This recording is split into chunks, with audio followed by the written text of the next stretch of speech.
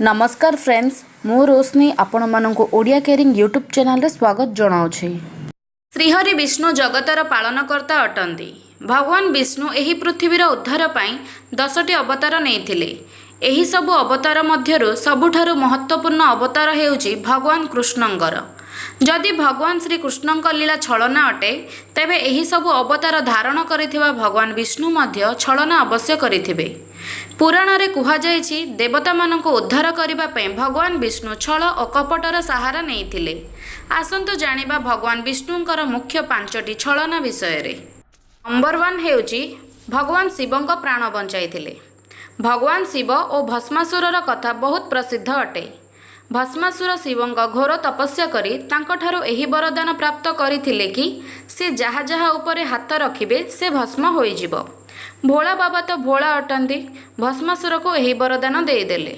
भस्मासुर वरदान पाई भगवान शिव को ही भस्म करने को चाहूला। भगवान शिव निजको रक्षा करने एपट सेपट दौड़े लगिले। तेबे विष्णु भगवान कपटर सहारा नहीं से अति सुंदरी कन्यार रूप धारण करी भस्मासुर को निज रूप में मोहित करनेले एवं शर्त रखिथिले कि जदि तुमे मो भली नृत्य करिपरिबो तेबे मु तुम सह विवाह करिबी।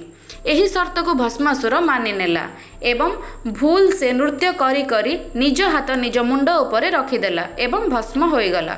भगवान विष्णुंक एही लीला देखि सबु भगवान विष्णुंकर जय जयकार करिबारे लागिले। नंबर 2 तुलसींक सह छलना।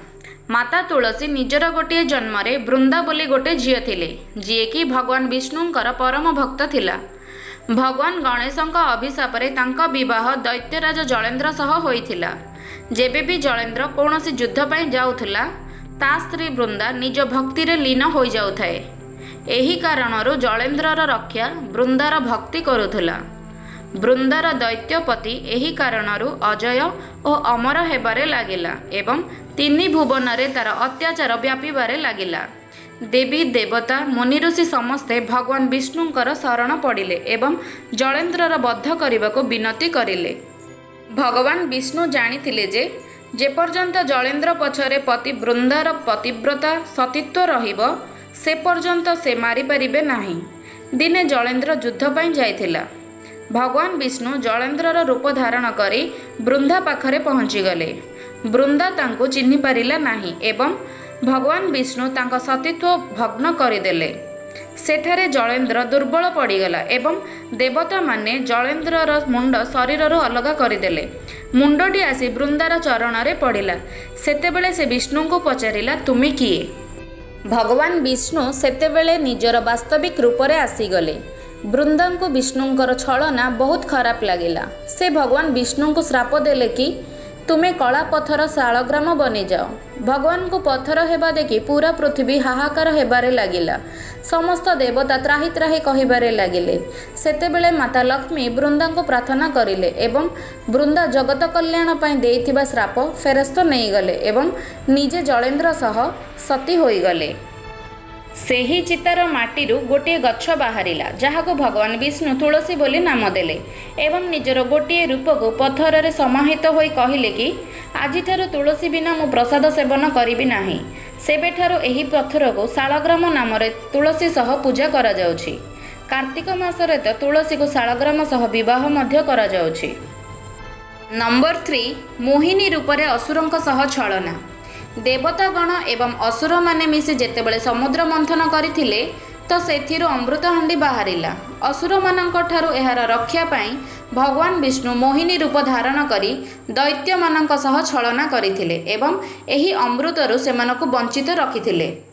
नंबर 4 दैत्यराज बलि सह कपट। गोटे थर दैत्यगुरु शंकराचार्य सानिध्य रे महादानी बलि यज्ञ करुथिले। एही यज्ञ पूर्ण हेबाकु नै सबु देवतागण चिंतित होई जाइथिले।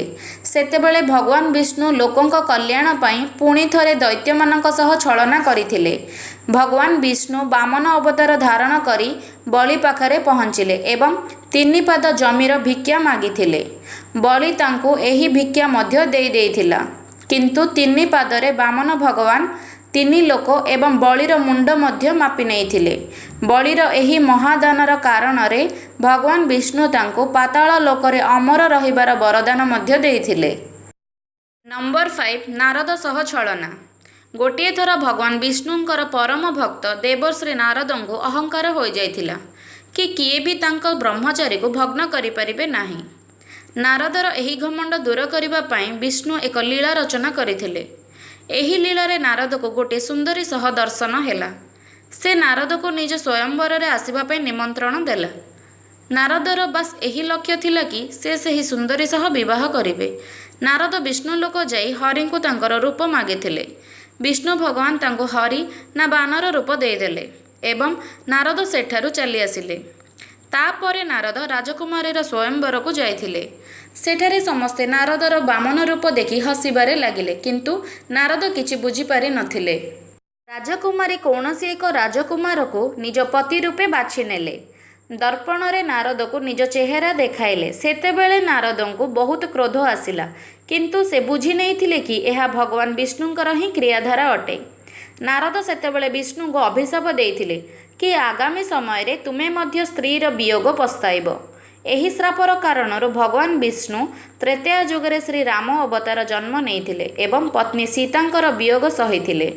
तो फ्रेंड्स, यह थिला 5टी पौराणिक घटना जेउथिरे भगवान विष्णु छलनार सहारा नेइथिले। वीडियोटी किपरि लागिला कमेंट करी निश्चय जणाइबे। एहीपरि आध्यात्मिक वीडियो पई आम चैनल को सब्सक्राइब करि नियंतु। धन्यवाद।